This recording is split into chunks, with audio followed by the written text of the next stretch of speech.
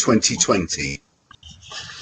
I'd like to extend a warm welcome to all members of the HR Committee, other members of the Council and officers in attendance at today's meeting. Welcome to members of the public and press who may be watching the meeting live via YouTube.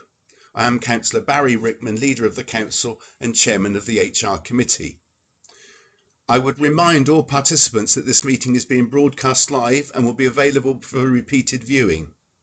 As its technology and the way we use it is new to us all, I would ask all participants to be patient with the technology and with each other, being mindful that those in attendance will have their own unique circumstances during this national emergency.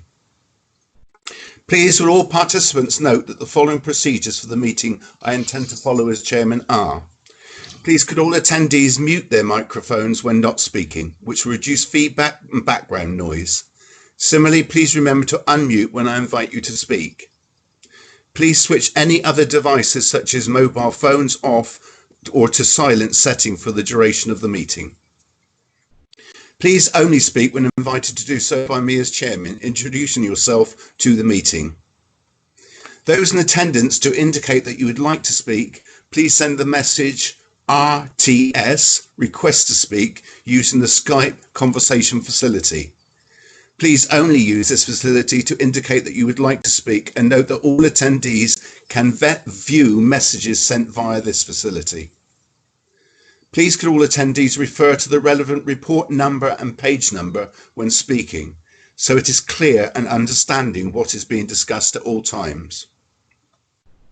If a vote is required on a particular item, I will call each HR committee member verbally and ask you to vote in turn.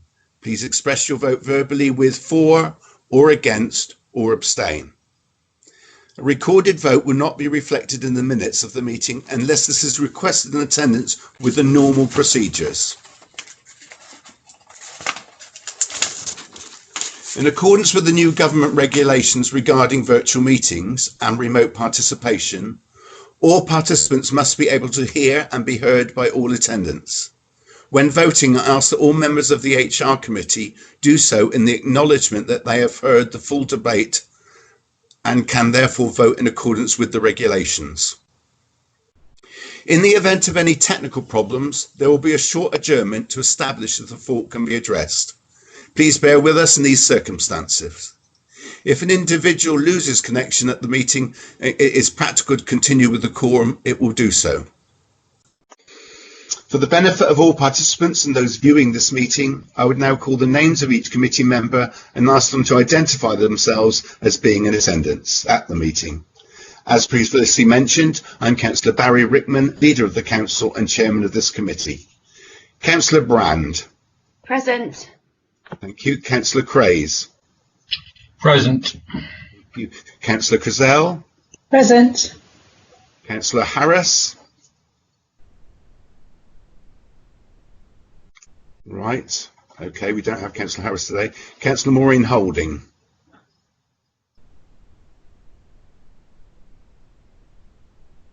Okay.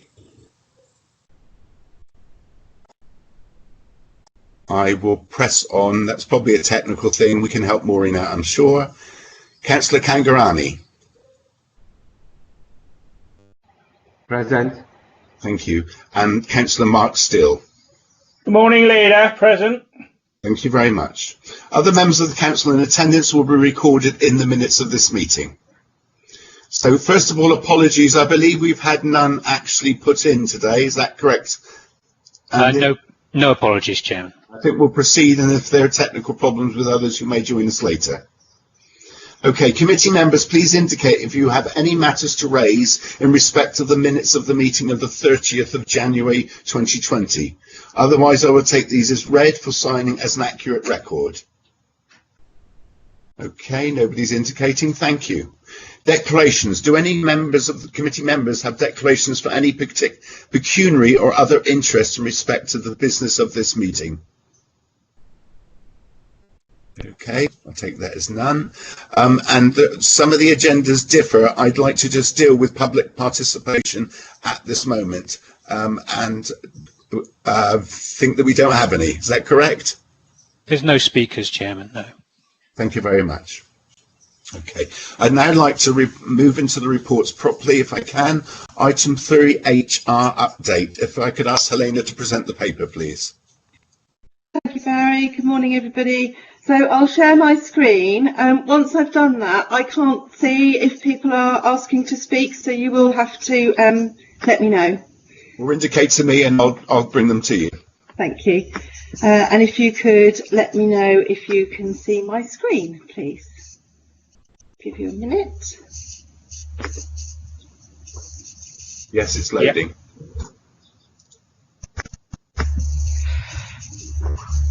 Okay, are we there? Yes. Yes. Yeah. Okay. Before I get into the details of this report, I'd just like to say a few words about where we are in our overall position.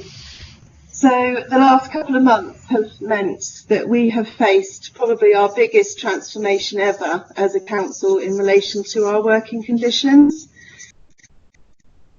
We've seen a significant increase in people working from home and working flexibly, which has affected many of our staff.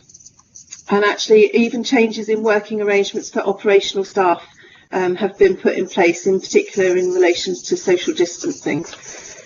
One of our biggest challenges has been and will continue to be engaging with our employees while we transition to a new working environment, or indeed whatever the new normal will be moving forward.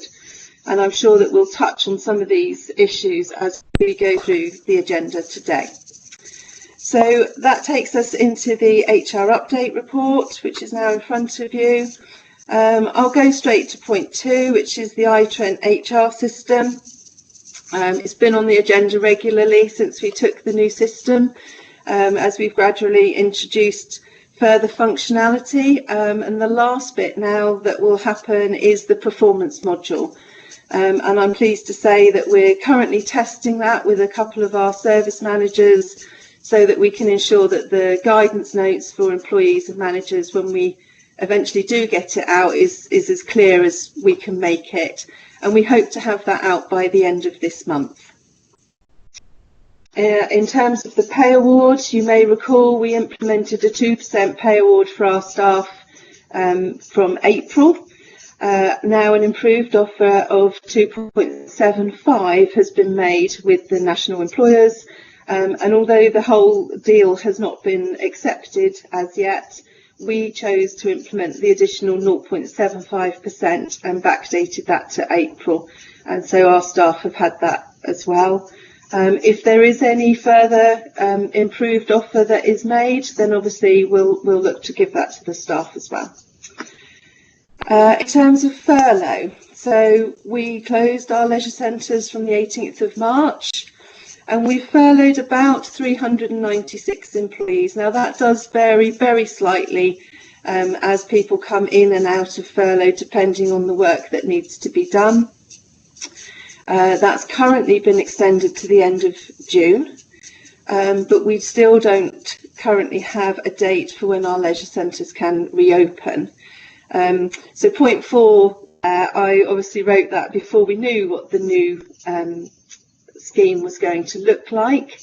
It has meant that staff had to be furloughed by yesterday in order for them to have had 3 weeks in the current scheme, which is what entitles them to be carried forward into the revised scheme, which takes effect in July. That revised scheme will mean that we could ask those furloughed staff to work part-time for us without them having to come off of the entire furlough scheme. However, difficult to predict what will happen with that because we don't quite know timings of reopenings as yet, but obviously we will keep that under review. I thought I'd just put a little bit in terms of stepping up, because actually a lot of our staff have been really willing and cooperative.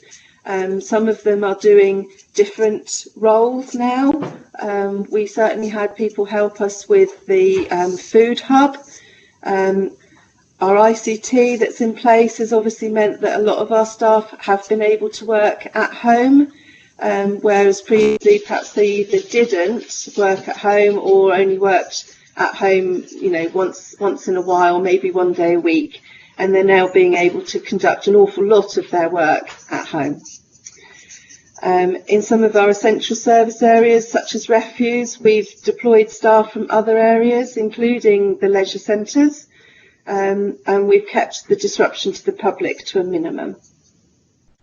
We've used leisure staff again and some of the election staff to run the food hub based at Applemore, delivering food to the most vulnerable in our district, and I think some of our parking enforcement officers have been responsible for actually delivering those parcels. So we've got a few staff who can't work from home, some staff because the IT is not available to them at home, and I believe some of our benefit staff who access the DWP system can't do that from home for security reasons. So they are still having to come to Appletree Court, but we are ensuring that they're doing all the adequate hand washing. We've got hand gels available.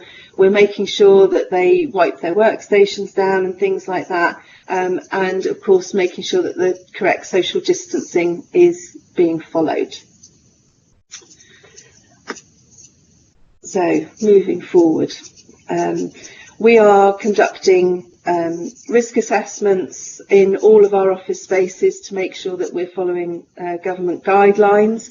We're making changes such as the Perspex screens that I'm sure we're all aware of now. We're using those at the information officers, and they will be at the health and leisure centres for when they are ready to reopen. We're working with the facilities team and health and safety, who are really coordinating the major push in terms of the building safety, in particular at Appletree Court. And lastly, just a quick mention in terms of the health and leisure review. We delayed this initially until the end of June. Again, it's very difficult until we're being given further government guidance on when that might mean that the leisure centres can open. And then the task and finish group, which has been set up, will make recommendations to Cabinet. And that's the end of that particular paper. Thank you very much, Helena. I would like to, from my point of view, highlight the cooperation that we've had from all our staff and members through this very difficult time, and I thank everybody for that. I'm going to take this paper as a whole. Councillor Kangarani, you'd like to speak.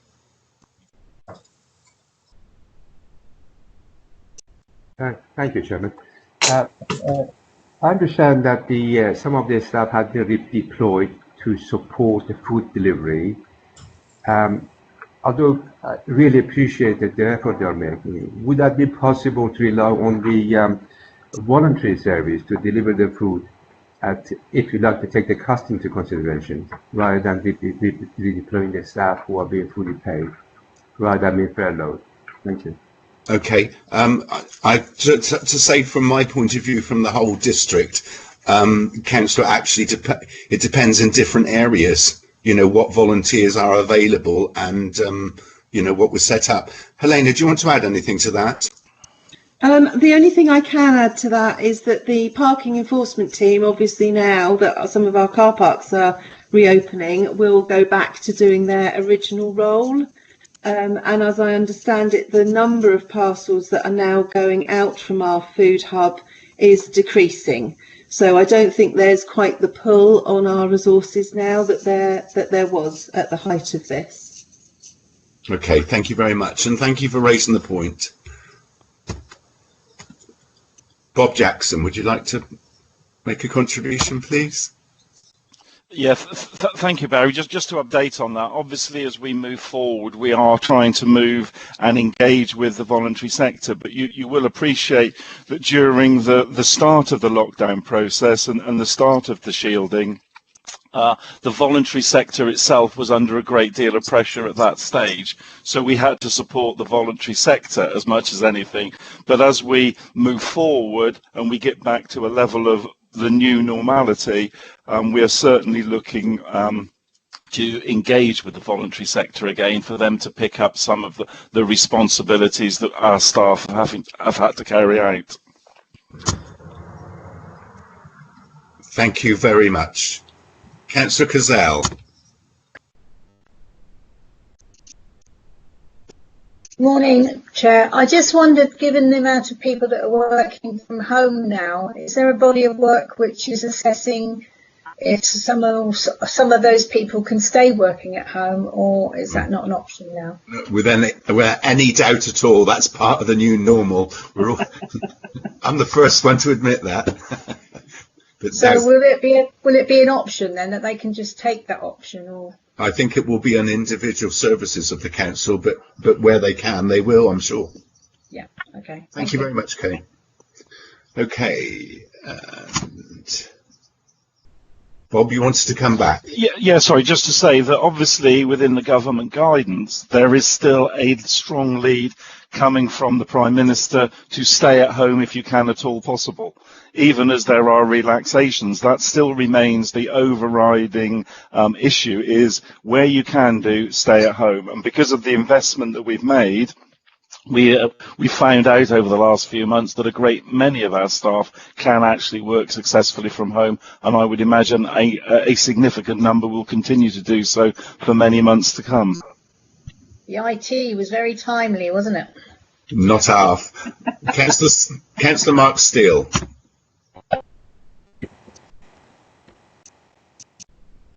My question resolves around, you mentioned welfare with regards to risk assessments, Helena, coming into the building, etc. I understand that all of that has been progressed. Can you kindly confirm that also that includes resuscitation and first aiders, that PPE is present, so that if first aid is given, obviously the PPE is all in place and ready to go? So that, especially where you're doing, if you're having to jump onto somebody's chest, you're going to be having aspirations, etc., and so forth, etc. So can you just confirm that for us, please? Thank you. Thank you. I believe that is all in place, Mark, but I will get back to Health and Safety and ask them to confirm that direct with you. Thank you. Okay, thank you, Mark. It's a very, very sensible point. Councillor Kangarani, you want to come back in? Yeah, thank you, Chairman. Obviously, we are encouraging people to work from home, and working from home, obviously, that's required some space and obviously quietness at home, and then obviously that will be costing the people to create that working environment for themselves. Electricity use, drinking coffee and tea that was free in the shop, in their office. There will be some kind of compensation or any other financial backing for these people who are working from home. Okay, that's a good point. I think we can assess that as we go along. It's early days yet, but it's a good point. Helena, do you want to add anything? Yeah, I will add to that. So the plan is, we're going to talk about the employee survey in a little while that we did earlier in the year, but we do plan to do another one in the near future, and some of those things about people's working conditions at home will get covered, I'm sure, in that survey. Actually, I will just tell you that tea and coffee at Appletree Court was not free for our staff. So there's no additional cost for them making it at home to what there would have been in the office.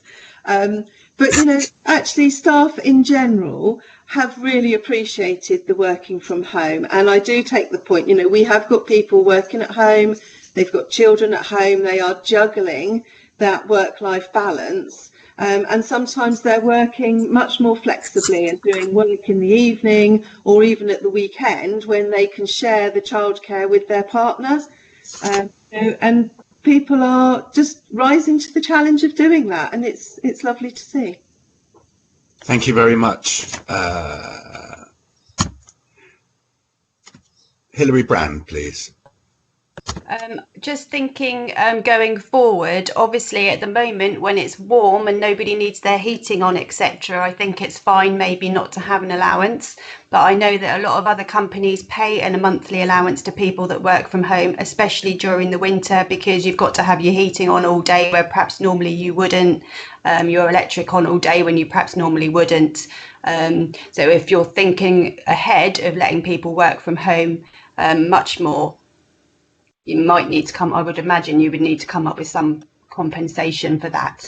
Okay, thank you, Hilary. We will make sure that the minutes of today's meeting, record all those items so we can refer back to them as we go forward. Is that okay, Helena? Yeah, can I also just make the point, there is a home working allowance through the government, and people can, through an HMRC link, apply for that. I believe it is £6 a week, and we are planning to put that link onto our ForestNet site so that individuals can take advantage of that if they so wish.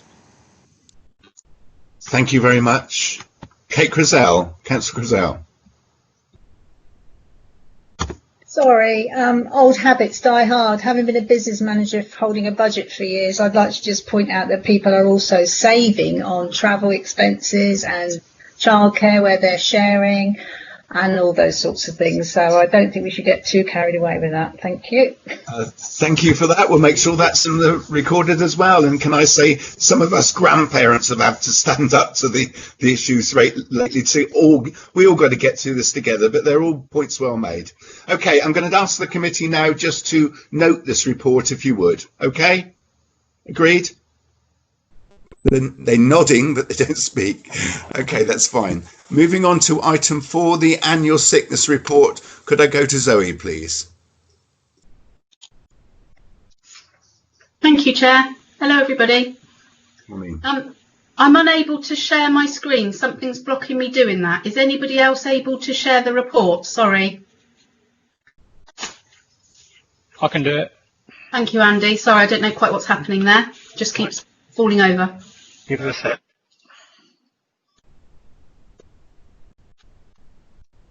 Can anyone see? Can you see that? Anybody?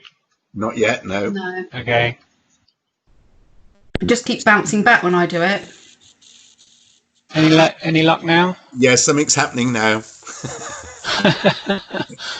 There it is. Yes. Sorry about that. Right. Agenda item 4, the annual sickness absence report. Chair, are you happy if I just go through it bit by bit, pulling out the main points first of all? Yes, please. Like you to do that. Thank you.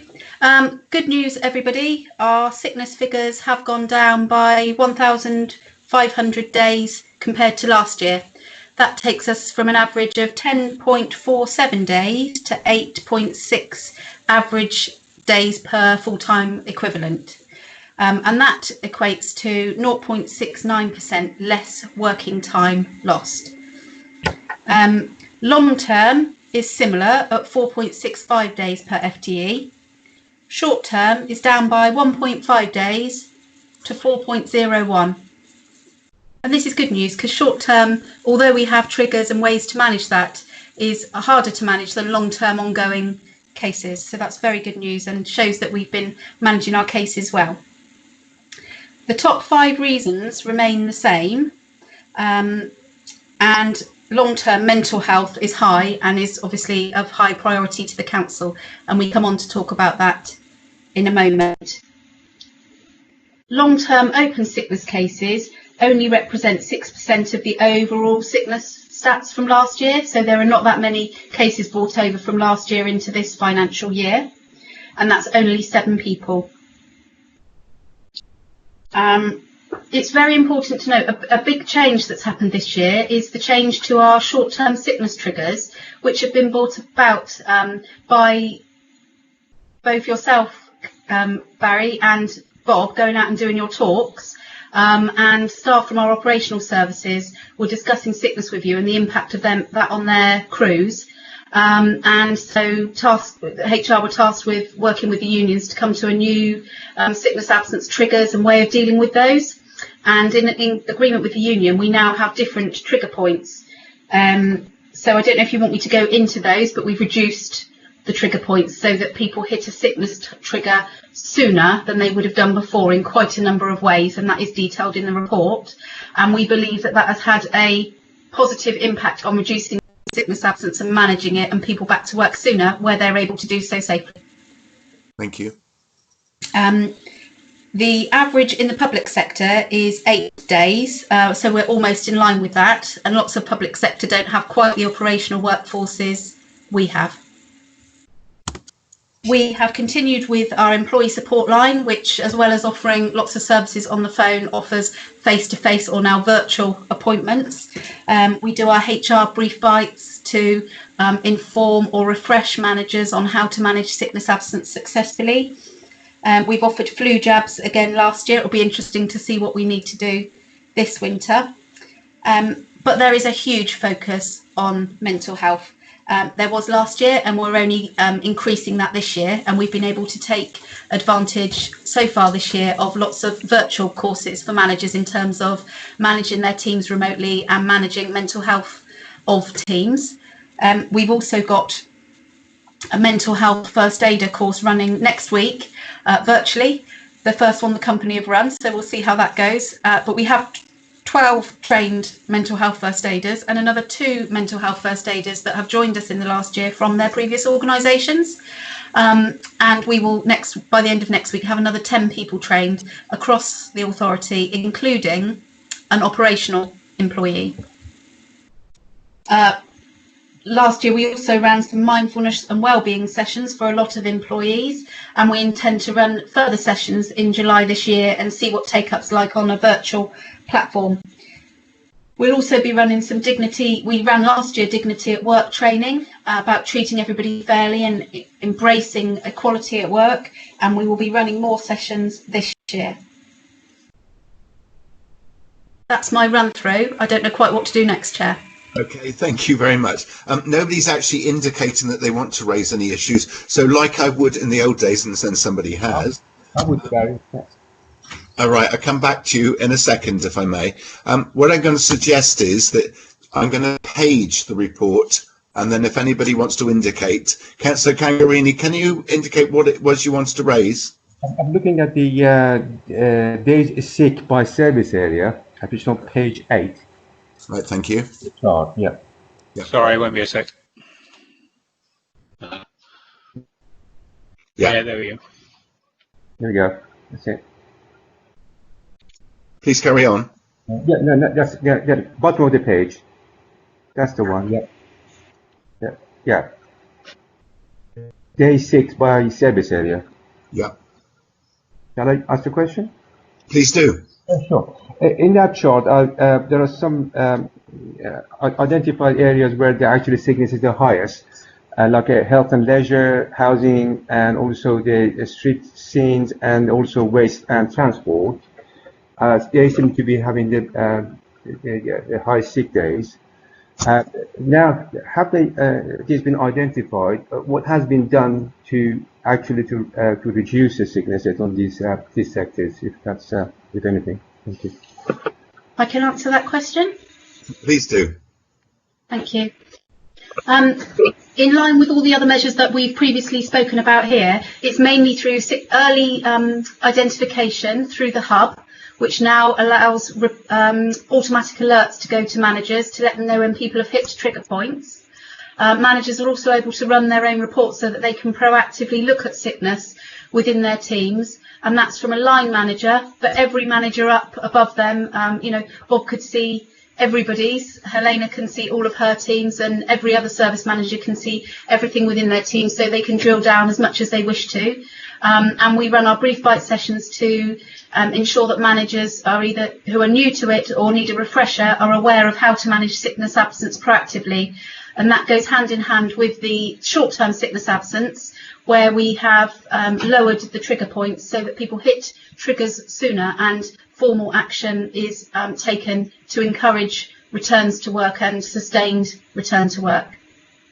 Okay, thank you very much. Can I have a supplementary question, if I may? Okay, please go on. Sorry about that. Do you have actually a nurse on site permanently, or do you have a health office or for that kind, or just? I can answer that question. Please carry on. Thank you. We do not have a nurse on site. We have our occupational health service. So when people join us in mainly those operational areas that you highlighted, people undergo a occupational health assessment to make sure that they are fit, or if they need any assistance, we put it in place to assist with their fitness. And we also have occupational health, a different occupational health service provided by Southampton Hospital. and the occupational health unit there provide us with support and assistance, consultants, advice as we need, whether people are off sick or not throughout their employment. Thank you. Can I go to Councillor Keith Craze now? And just to say that to the members of the committee, we will deal with the report as a whole. So carry on, Keith. Thank you, Chairman. Question really, it says a bit later on about financial implications. Whilst it's admirable that the numbers of sickness days has fallen, and it has fallen quite considerably, my poor level of mental arithmetic works out that the total cost of the sickness to the business, am I correct in thinking, is somewhere around 640,000 a year? That's based on number of days lost by the average cost per day, which I think you mentioned was £89 or £90 a day. That I can answer that. Is that okay, Chair? Yes, please do. I think I can answer it anyway. Helene will jump in if I'm not quite right. That average cost of sickness, we just need to be aware, I've missed it off of this report, but previously I've said that that's an average cost. Some people who are long-term sick won't be on any pay, some people will be less, some people will be more. There is no figure, as far as I'm aware, calculated as to the exact total of that. That's just a daily average. Okay, Keith. Yeah, okay, fine. As I say, I'm basing my mental arithmetic figure on the stats that you've provided, days lost and cost per day. I appreciate what you're saying, that some may not be recorded, but it's just concerning, I think, that the level of cost to the business. So the question, second part, would be, beyond the battery of initiatives that you're already taking, what else would you have in mind to try and reduce those numbers of sickness days? Okay, Keith, we will bear that in mind. I think the officer's answered as best you can at this moment, but the minutes will record that, and by all means we'll look at that in the future. And please, if any of you get the opportunity, give us a bit of advance and we'll try and get as much information prepared for you. Councillor Crizell. Chair, I just wondered, is there a perception from the HR department whether people are more comfortable with virtual training on the mental health side? I just think there probably would be, because some people are very embarrassed about their problems, and I just wondered if there was any feedback. I think that's a point well made. I think it's probably early days, but does anybody want to respond? I can, Chair. Thank you. Yep. Yes, we've had good feedback so far. The challenge has been for people to be able to undertake training with everything that's going on around them at home, whereas if they were in a classroom setting, they're shut away and can get on with it. But they have been successful so far. But yes, I agree with Barry that it is slightly early days to be able to comment on that. But I am gathering feedback as we go to make sure that the sessions that are run are as good as they can be and as tailored to our needs as can be. But yes, I agree, there will be quite a few people who find it much easier to do these things online than in a classroom, and that's why, even though we ran quite a few mindfulness sessions last year, some of the feedback I received then was people weren't keen to go into that classroom setting to go on it. So I'm hoping, yes, that this will help that, and indeed the trainer that we're going to use encourages people to use video if they wish, but they can turn their video off, and that's said right at the beginning of the sessions. Turn your video off, turn your mic off, make the session work for you in the best way and as comfortable for you. Thank you very much. I think we all have to be patient at these times. There are some people who find this method more hard to take to, so I just think we all have to be patient with one another. Matt Wisdom. Thank you, Chairman. It was just in terms of the live stream, the sharing of the screen in this format doesn't come across particularly well. I'm conscious that members have had copies of all of the reports and they're available on the website as well to view. So I would suggest that we stop sharing the screen and members can debate in the normal way, if that's possible. Thank you for that bit of advice, Matt. And hopefully that's just about to happen. Okay, I'm going to continue for the moment then anyway. I'm taking the report as a whole. Is there any other points that anybody would like to make? Okay, thank you very much. So if I take you to the recommendation, I'm now going to ask members of the HR committee to vote, please. Starting with myself, which is for Councillor Brand. Sorry, Barry, I didn't get the question. What was you voting for? Sorry. You're voting for this report, the recommendation in this report. That's the section we just discussed, or all of it? No, I've said just now that I'm dealing with the whole of the report. Are you happy with that? Maybe I'm going to ask you a question because we have missed the next section of the report. You're not going to talk about it as well? Yeah, this is as we learn as we go along, which was the reason why at the beginning I wanted to page the report so you had the opportunity. So I can ask the committee just to stall for a second, and your point is?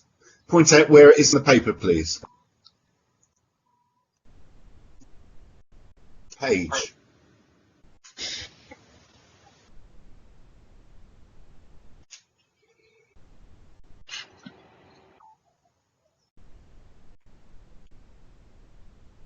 Okay, would you like to make your point, Councillor Cangarini? Yeah, sure. Obviously, there was. Can you please say where you refer in the report, please? What page? At page 13, for example, I have just penciled a few questions to ask about. It's a different report altogether. Yeah, a few points I was going to make from page 10. So please be patient, as I said earlier. If you let me get you there, I'll bring you in when necessary. So can I take members of the committee back to the recommendation, remind you that it's on page 12, 11 little 1. Okay? That we agree the report. Is that understood by everybody? Yep. Right, we'll do the recorded vote for the minutes. So I will vote myself first, voting for. Councillor Brand. For. Thank you. Councillor Craze. For. Kate Crizell. For. Michael Harris, I don't think is with us. Councillor Holding.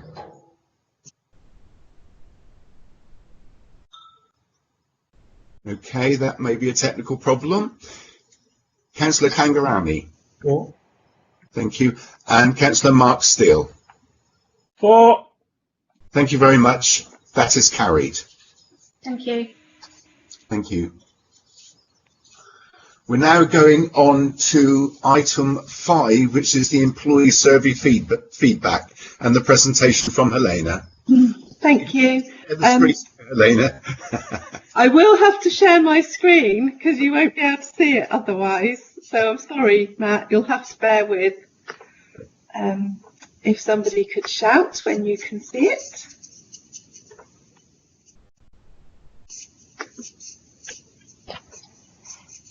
It's on its way, Helena. Oh, good. Got it. Okay. So just a reminder for members, we did a staff survey back in March and we used Hampshire County Council to help us to collate those results.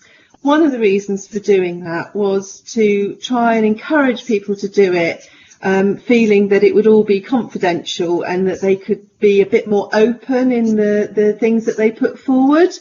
So bearing that in mind, I'll just put it on the slideshow. Okay, so this, just to say, so we did it from Monday the 2nd of March to the 27th of March. We had 480 responses. Unfortunately, you all have worked out from those dates that the last 10 days or so we were in some form of lockdown, which was a bit unfortunate in terms of the timing. But nonetheless, in terms of overall response, the previous survey that we did, we had less than 20% in terms of return rate. And based on these responses, we actually got nearly 40% this time. So we're much happier. We're certainly going in the right direction. I'll just explain this slide slightly to you because I found this quite confusing myself when it first came out. So if you look at human resources, for example, so 1%, that is how much HR make up of the NFDC workforce. So we make up 1% of the workforce, but actually we got quite a good return rate. So actually our responses made up 3% of the return. I was a bit confused because I thought perhaps only 3% of my staff had done the survey, but it wasn't that at all. We had a very good split between office-based and operational staff. And again, I think that was quite an improvement. I think last time, certainly the uptake from the operational staff was much lower than that. And then we also asked them how long they'd worked for the council, as you can see there. Good split between male and female. I'm not quite sure why people wouldn't necessarily want to say that, but you know, these are questions. None of the questions were mandatory, so people could skip over them. That's why the base figure in the brackets above each of the questions varies slightly. It does depend on how many people chose to answer that question. So this is a key slide. Really, this is our summary. So a lot of the other slides that I'm going to go on and show you where they've done nice graphs and things for us to look at, but it's really all comes down to what's on this slide. So really pleased that 90% of them had a good understanding of what's expected in their role, and 86% understood how that impacted on other service areas. Just over half were aware of the council's corporate plan, although perhaps unsurprisingly there was quite a difference in that awareness between the office and operational staff. 52% said they felt mostly or always valued for their contribution. Just over 2/3 said they fully understood the pay system at the council, but 78% said they didn't fully understand the reward system. So clearly we've got some work to do on that. Majority of respondents said that working from home has positively affected their productivity and their work-life balance. So good news there. 2/3 said they felt they had the opportunity to discuss their learning and development needs with their manager. Operational staff did say they had this opportunity less frequently than those based in the office. And that would really be because most of the office staff have performance interviews with and catch-ups with their managers on a more frequent basis than what happens in the operational areas. 2/3 said they felt stressed at work sometimes or more frequently. Office-based staff said higher levels of stress compared to operational staff. We had a place at the end of the survey where people could submit additional comments. So some of those came out as they didn't feel that they were recognised for their efforts. They thought perhaps their managers were a little underskilled. So again, those are areas that we can work on. And then the complimentary comments, to sort of just counteract what we've heard before, is that some of them said they felt well supported by their managers and they had a good balance between work and personal life. And nearly 60% said the council was a good or a very good employer. So what we did with the findings as well, although I'm showing you the overall picture, each service manager has had their individual results for their own areas, and they'll be sharing those with their teams and working through those comments in particular. So again, like I say, these graphs are just to really support what you've just seen in those key findings. So what do they understand what's expected of them? So 40% said strongly agree, 50% said agree. I won't go through each graph because I think you can see that for yourself. This was the graph to show that about did they understand the corporate plan and how their role contributed to the corporate plan. About their working environment, did they have the right tools and the information that they needed to do their job? This one about their working environment, and this was about did they understand the pay system or did they understand the reward system? So you can see we've got some work to do there. And then we asked them if they've been affected by smarter working. Undoubtedly, this is one of the questions that if we asked it again now, I'm sure we'd get quite a different response to what we had in March.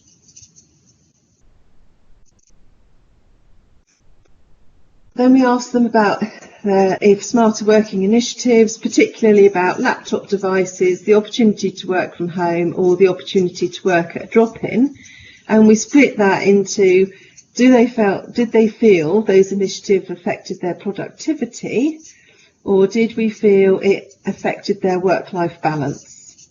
And again, I'm sure if we ask that now, we'll get quite a different response.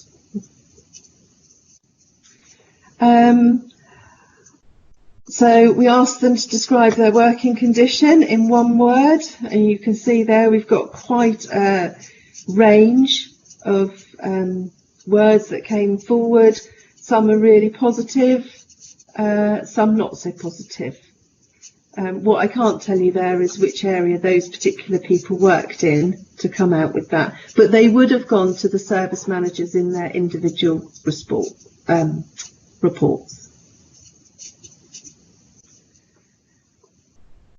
We asked them about communication with their manager and whether or not they were encouraged to make decisions in their role. And these were the responses that we got. I would say overall that's quite positive.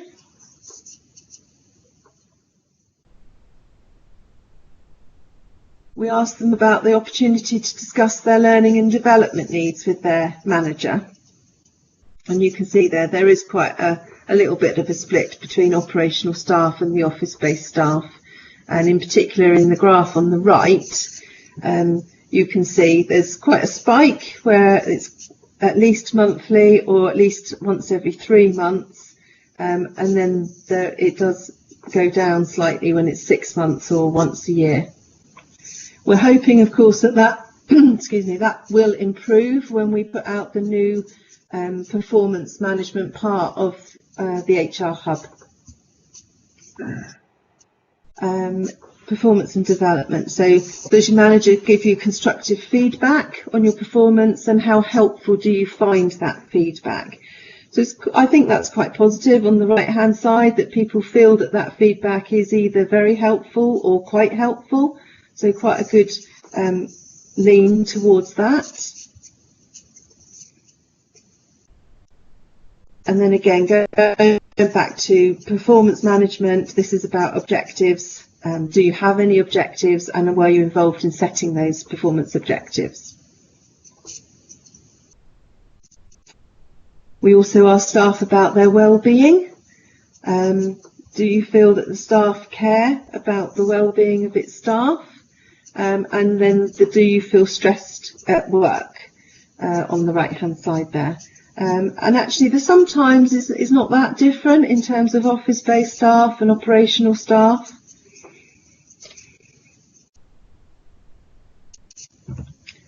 Whether they felt that they could rely on support from the manager if they feel stressed, and if they felt that those issues would be addressed if they did in fact raise them with the manager.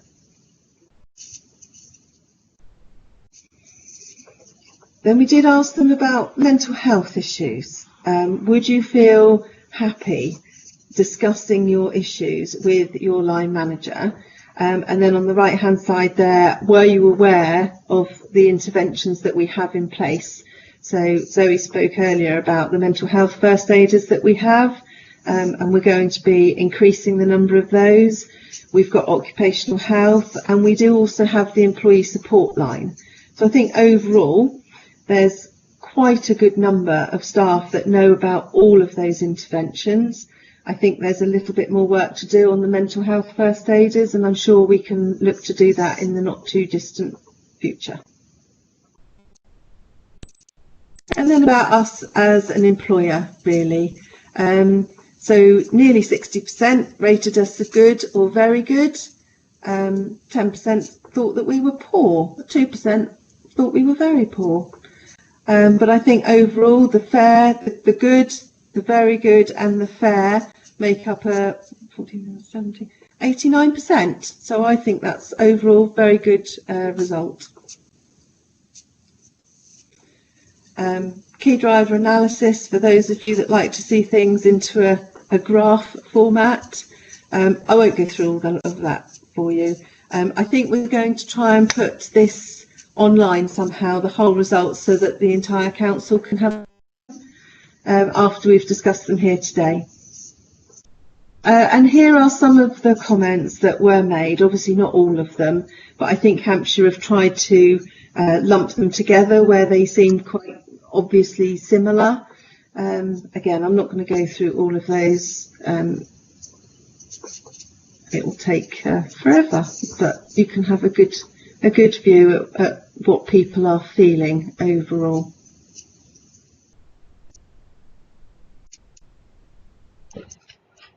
And then what the council do well. So here are some of the nice comments that people made about us. Some people really do enjoy working for us, have enjoyed working for us, and feel that they've got great colleagues and excellent support from their manager. So it's really nice to hear some positive things like that coming out of this. And obviously we have areas for improvement. So those are the bits that we will be working with the managers to see what we can address. And I do think some of that might already have been done, to be honest with you, working through all the issues that we've had with the pandemic and trying to keep staff engaged and on board. I would like to think if we did this survey again and asked a similar question that we'd get quite a different result now. Here are some comments about management in particular, where people are obviously not feeling as supported as they should be.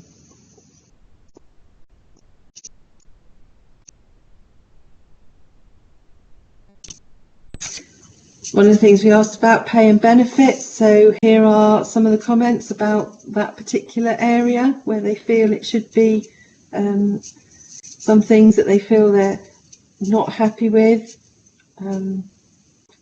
I don't think we've ever done a survey where people are particularly happy with pay overall, I have to say. It's a very difficult topic, but we do try and ensure fairness and consistency.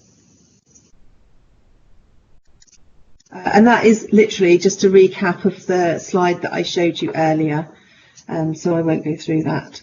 And that's it. Okay, thank you very much, Helena. I think it's a very thorough report, and on the whole a positive report. There's an awful lot of information for everybody to take in there, so we will use the advantage of putting that online so that people can in the future. And I agree with the Chief Executive at a recent meeting we had, where there's no doubt we will need to do a survey again, because there's been such a dramatic change in people's work that it'll need updating. So I'm taking the presentation as a whole. Any questions now? Hilary Brand, please. Can I ask what the next steps are now? Will there be action planning by all service owners, or how will it move forward? Okay, Hilary, we'll just hold that and give you the answer in a few moments. Mark Steele. Thank you, Chair. My question relates to 6.1, which is in the pay bill overview. Obviously there was comparative to the previous year, and there's a very good explanation with regards to that, and I would just like to say thank you very much for now everybody working on £9 an hour, so that's the minimum pay, so I'm very supportive of that. Obviously that's looking forward. I would just say that with caution with regards to having that kind of increase going forward again. I would be quite concerned. I know that it's difficult times, but at the same time, is to look towards, having one jump and then trying to make sure that we balance the books. Anyway, I thank you very much. Anyway, I just wanted to make sure, put that note forward. Thank you very much, Mark. Councillor Cangarini. Yeah, actually, that was a general question, and that was how satisfied we are with the survey. And also, how did it compare with the Hampshire as a whole, the result of our survey with the other councils? And obviously, on the pay point of view, we are still below the average pay, national average pay in the forest. But obviously, there is some catch up to do.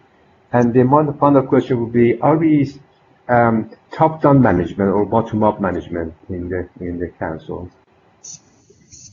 Okay. Thank you. We'll just hold on those points. I'm just going to go to Keith Craze for a moment. Keith. Chairman, interesting report, very detailed, and as you rightly say, overall positive.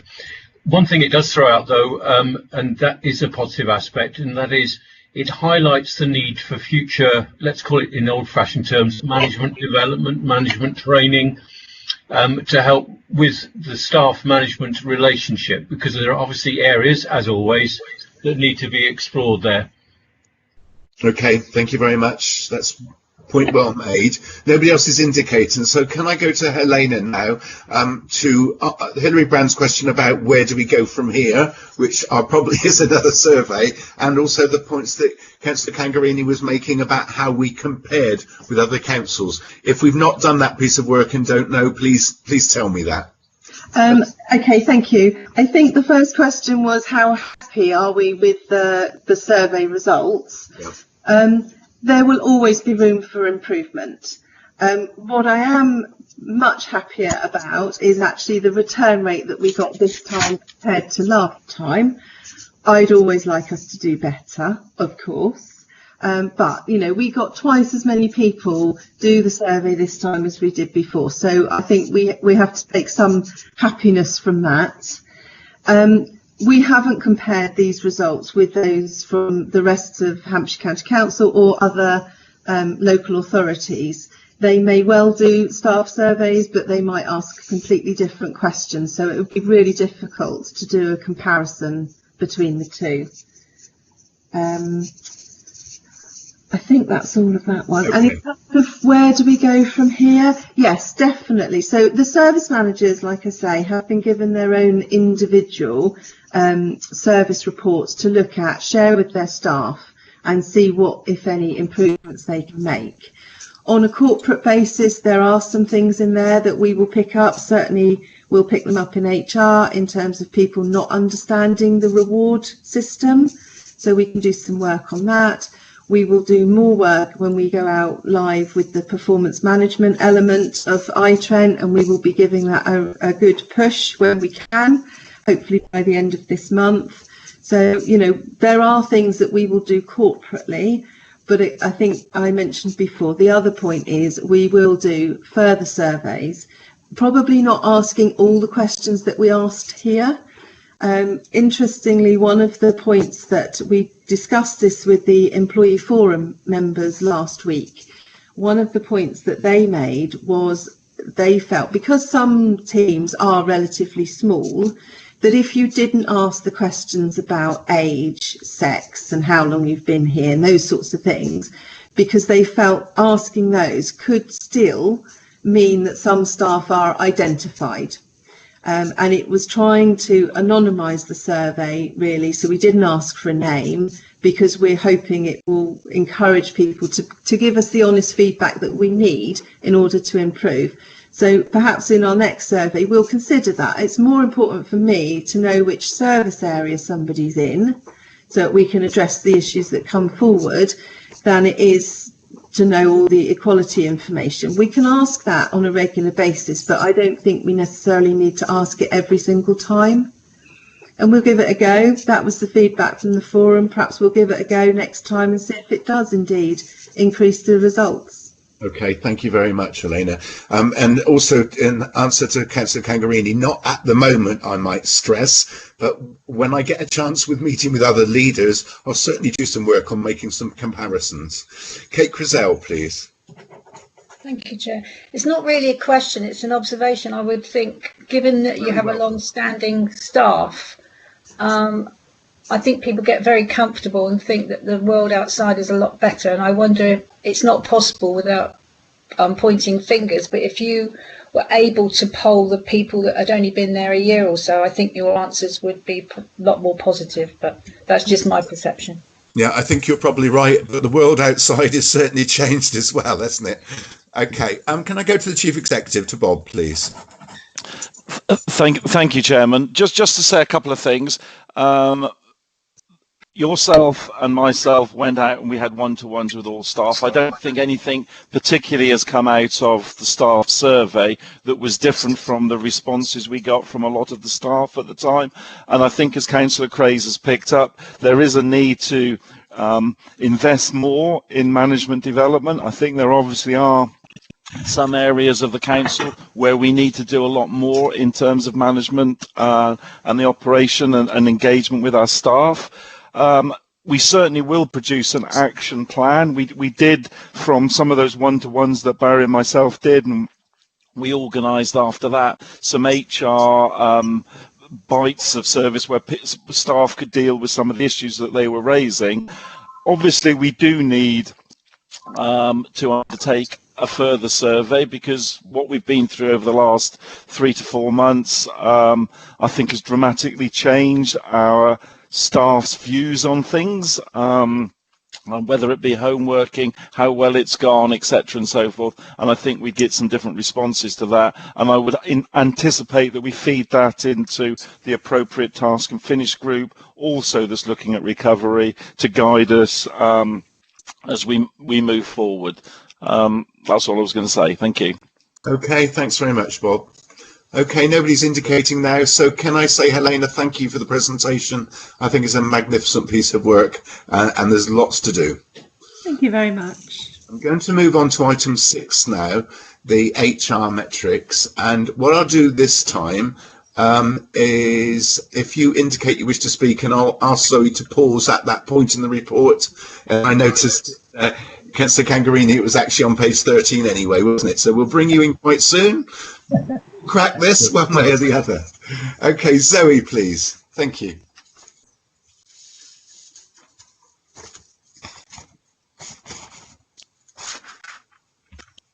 Thank you, Chair. So this, have you got me? Yeah, thank you. Good. This is the HR metrics and performance monitoring report, which is number 6 in the pack. So I'll go. Sorry, I need to just pause there. Did Zoe break up to all of you, or was it just me? Yeah, it broke to me as well. Right. So I think if you just start again, Zoe, thank you. Can't see her actually. Okay. 1 second. Can you see me? Yeah. Doesn't really matter. As long as you can you hear me? Yes. It broke up just now, but please carry on. Okay, so this is the HR metrics and performance monitoring report, item number 6 in your pack. Can you hear me? Yeah. Good to go? Yeah. Good. So we've been using this format of report since 2017, and it replaced the annual employee report. It aims to provide you with benchmarking details of how we have been performing over the last few years. Section 4 details our headcount and our FTE details. Do you want me to pause there because of the comment, or no? Just carry on. Yeah, no, I think that's what we're trying to do. Councillor Cangarini, what was the point you wished to make there on page 13? Yeah, okay, sure. Actually, I can't see her, and I can't see her presentation on the screen. I've got I'm not sharing them now. I don't think I'm supposed to be sharing them now. No, not yet. Okay, make your point, and we'll see what we can do to support in a second. I think that was the on page 13. There's a chart and headcount. That is regarding the. We have got the part-time's gone up and the full-time has gone down by 46. Part-time up and full-time minus 21. I just wonder what was the reason behind this, and what's the consequence on the financial. Are you referring to 4.1? Yes, I do indeed. Yeah. Can I come back to that point then, please? Yeah, this is why I tried to say earlier. If we get the right now, I'll take over and say, sorry, could you do the whole report, and I'll bring people in at the end. Thank you. Okay, thank you. So in section 4.1, I was just about to get started on that one. That details total employees and FTEs. After the report was published, I unfortunately realised that there was an error in, or let's say discrepancy in the, and I re-looked at the source data and how I calculated the figures, and I have a screen share with you. Details the correct results. May I share that screen now? Yes, if you could pause. Matt Wisdom, you want to make a comment about how it's going out? I just wonder, Zoe, if you wanted to pause your video and it might improve the quality of your audio coming across, because you're crackling up a little bit. If you're happy to do that. Okay. You won't see me, but you might. Hopefully we'll be able to hear you better. All right, hold on. Yeah. How about now? We'll carry on and we'll tell you. All right then. Okay, good. So let me just share this window with you.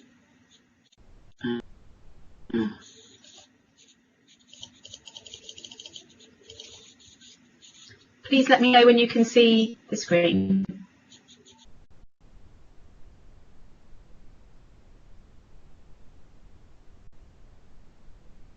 It looks like it's coming now, Zoe. Thank you.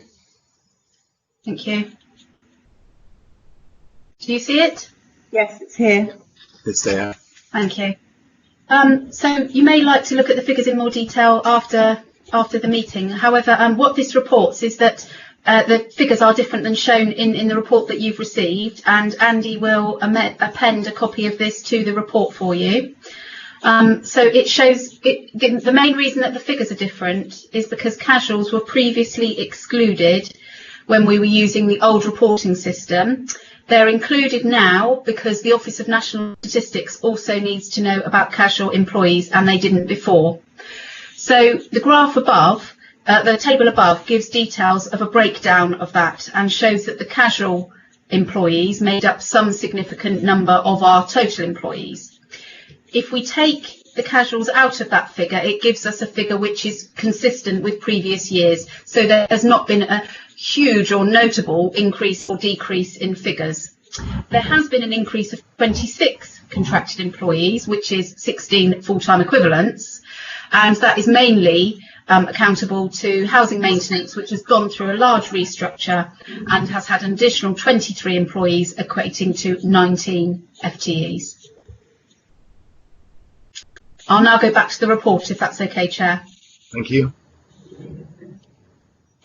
Okay, so the graph below is slightly different and the table now corrects that information.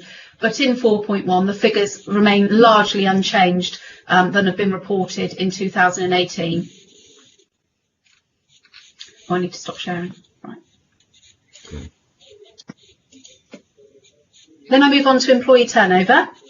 And there's been it's lower than 2018-19, despite a marginal increase in voluntary resignations. What we're really saying is that things remain reasonably static. Out of 246 starters on probation, all new employees have probation, 7 were dismissed during their probationary period. That means that we're using our probationary periods well, but it also means that even when using them well, 97% of new starters were successful in completing their probation.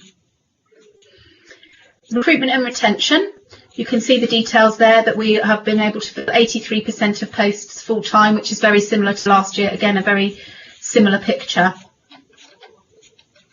We've had very few redundancies in the last year. You can see there it's supposed to be 0.4% rather than 4%.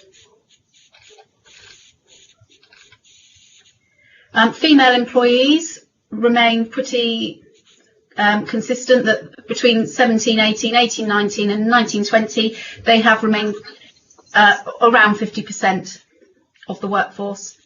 And out of our top 5% of earners that are women, that is 40%. Out of the top 5% of workers, 40% are women. Sorry. And that's up 13% on last year, so we are getting more equal. There are only a very small number of people who declare themselves to be from an ethnic minority and also to have a disability. This is reliant upon the information that they input into the HR Hub now. We will be sending a reminder out to people to ask them to update the Hub and make sure that all the details which we hold on there, including addresses, next of kin, etc., are up to date. Gender pay gap.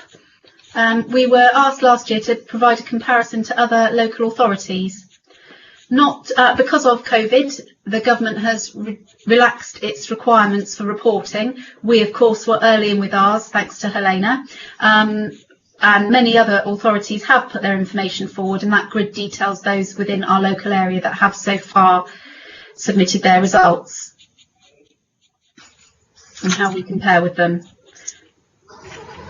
We have a median gender pay gap of absolutely 0. We pay the same median rate to men as we do to women, which is £11.3135. The mean gender pay gap means that men still earn 0.93 pence more than women. Pay bill information, it's detailed there to you about the pay bill increase year on year and the reasons behind that. And then we go on to additional pay information, which details to you increments, incremental progression, those that didn't receive an increment because they're at the top of the band, as well as additional payments to people such as bonuses, market supplements or honorariums. We then detail the Chief Executive's pay compared to the average median pay of our employees and the ratio between that.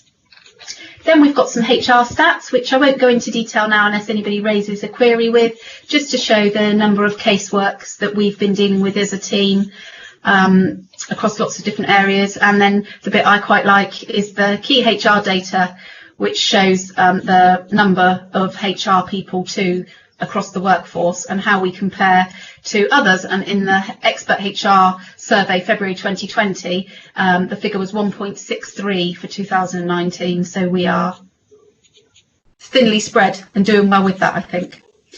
Learning and development, it details to you there the amount that we've spent per head, which was slightly down last year. We're working hard this year to make sure that we are proactive in spending our budget in wise ways. I detailed to you in the sickness report about the mental health and other aspects that sort of link in with mental health training that we put on in the last year, and we will continue to do that moving forward.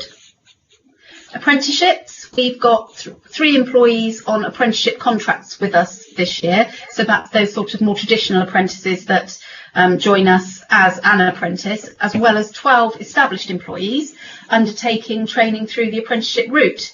And Bob was mentioning about management development, which is obviously key for us to continue to develop. But we did have and still do have 12 employees undertaking supervisory and middle management skills through different levels of apprenticeship programme.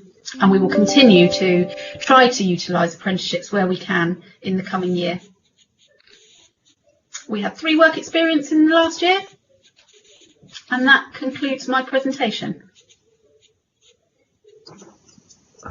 Oh, now I muted myself then because there's a huge lorry outside. So I hope you didn't hear that and you can hear me. Thank you, Zoe. There's so much positive stuff in that report. I'm very grateful. Can I just see if anybody has any comments or questions they'd like to have on the whole report, please?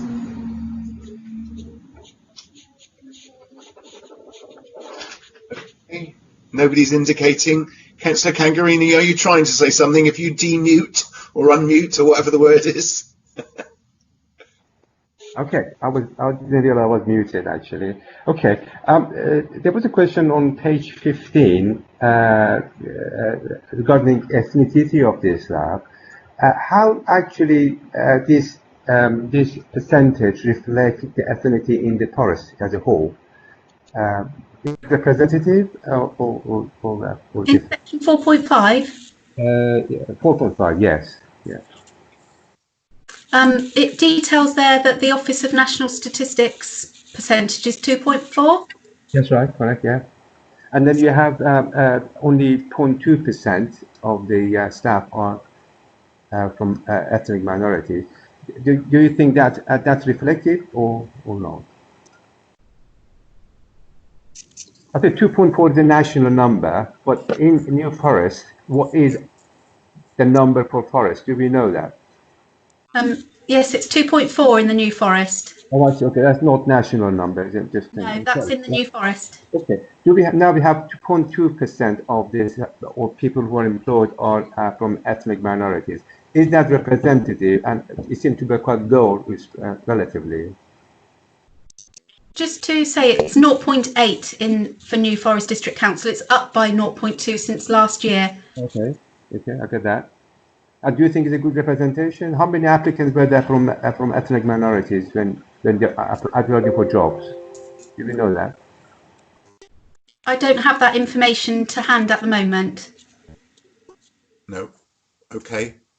You happy now? Just one more question on the disability on the same section. Obviously, 26 people said they were disabled. Do we have actually any working facility for disabled people and actually everything in place to make their work easier for them? Yes, also just to say in section 4.5, to re-clarify, this is what people have put forward themselves. Lots of people decide not to declare such information or haven't updated their details on the hub, so it may not be accurate. It's what employees have decided to put forward. In terms of disability support for disabled people, we would of course do risk assessments, and if people declare a disability to us, the manager will naturally talk through with them that disability and see if there's anything that we can do to assist them. Helena, I can't remember the name of the organisation that we use that come in and do workplace assessments, and we use their advice to support employees. What are they called? They are called Access to Work. That's the one. And they will come in and they'll sit at somebody's desk space. Well, they did. Of course, it might not happen now, but they used to be able to come in and sit at a desk space and assess what additional needs, perhaps a bigger screen or something to stop the glare of a screen, or a different chair. That was quite a common theme for people with a bad back. And they'd come in, they'd bring a chair in, let people try it out, and the chair would then be set in terms of its balance for that particular individual person. So, you know, when those issues arise, we're more than happy. And sometimes we have actually been able to qualify for a grant towards that sort of supporting furniture or something like that for people. So when we can, we definitely use that support. Okay, thank you very much. Thank you.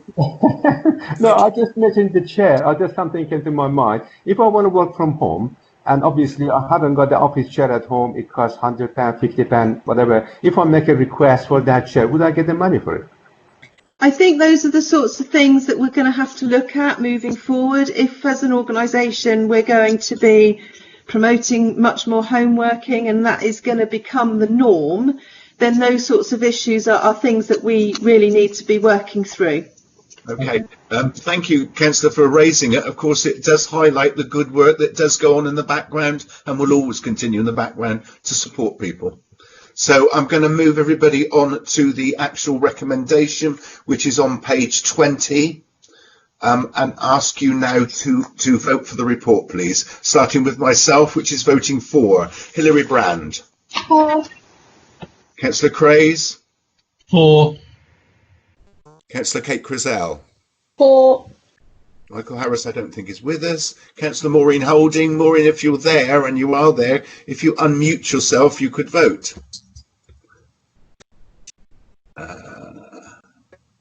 Okay, we won't make an issue of that today because we have a majority, I'm sure. Councillor Kangarani. For. Thank you. And Councillor Mark Steele. For. Thank you very much. So that vote is carried. Thank you very much. It's a very good piece of work. I'm going on to item 7, which is the exit interviews, which is a verbal update to Karen Warner, please. Thanks, Karen.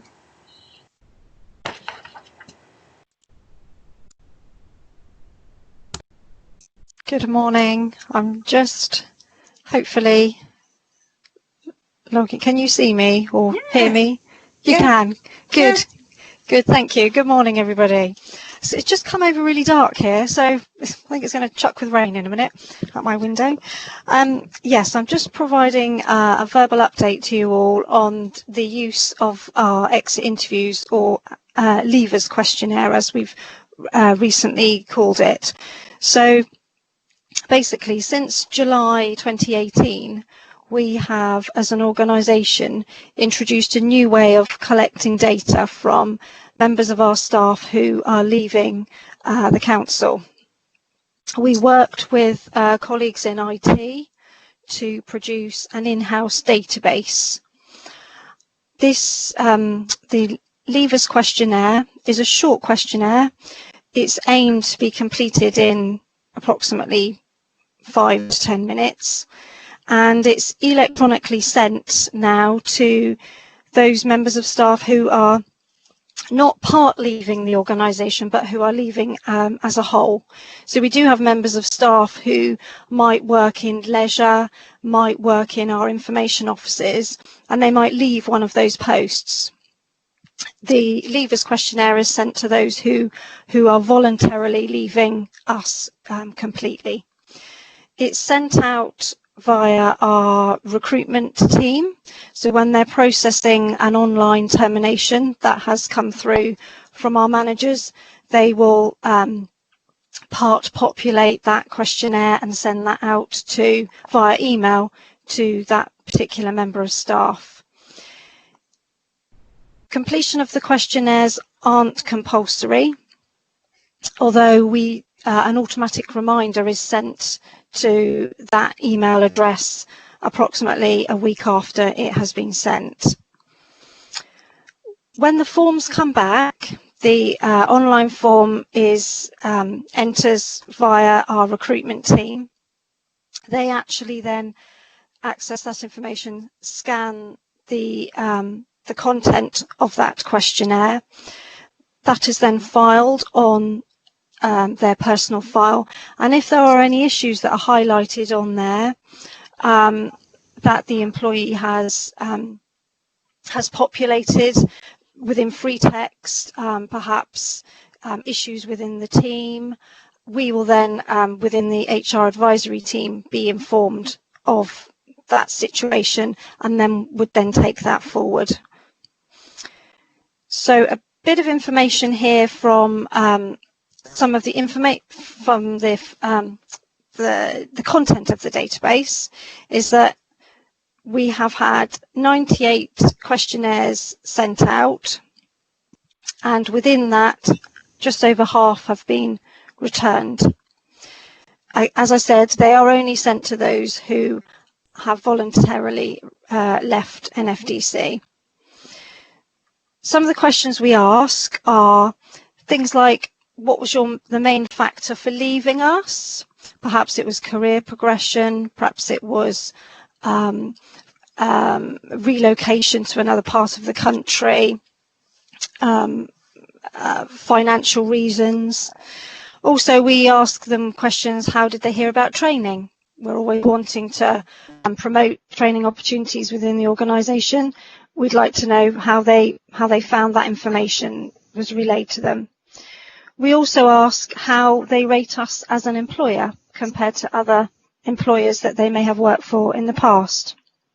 So those are just a feel for some of the questions, and we ask them to rate on a score of 1 to 10, 10 being the highest. So just pulling out some of the results here, we asked them about training opportunities and how they actually view those and how they're made aware of them. And the most popular, or the most frequent response was that they are informed of them via in-house, online. And as a result now, with the most recent updates to our iTrent package, our online HR system, we actually now have an even enhanced way of booking and viewing training courses. So you can book, you can be on a waiting list, and that's all done via a login, and you can do that from the comfort of your home. So we hope to have improved that even further. Also, we ask how they felt valued. So again, a score between 1 to 10, and within that score, we actually were rated 5 there, so in the middle. However, obviously, since these scores were done, I know that both yourself, Barry, and Bob, you've been out and done all your staff briefing sessions with staff, and in particular, we've had leisure briefings as well. Factors contributing to leaving. The two most popular input results there were career progression and financial reasons. Pleased to actually say that as we were rating of NFDC as an employer, on a score of 1 to 10. We scored 8 there, so 10 being highest. We've scored the top end. Again, we ask about how the management was in their particular service where they actually were working, and they have scored again between 8 to 10 with the higher scores. So we also obviously have said, and I think again it's reflected in what Helena said about the online survey, is that as an employer we are rated highly compared to other organisations out there. And I know, Barry, you said about sometimes is the grass greener on the other side. So really, staff turnover to a certain degree is healthy, and it creates new experiences for other people, both internally and actually to attract new talent from outside the organisation. And really just to remember that from those who have left, and when we have asked them how they did rate our experience with us, then we were scoring within the top end of our scoring sphere there. Also, I think with the arrival of iTrent, we have developed now the recruitment online. The team have worked really hard to launch and promote that. So applying vacancies within the organisation and externally is easier. And also we have now developed that training arm of iTrent.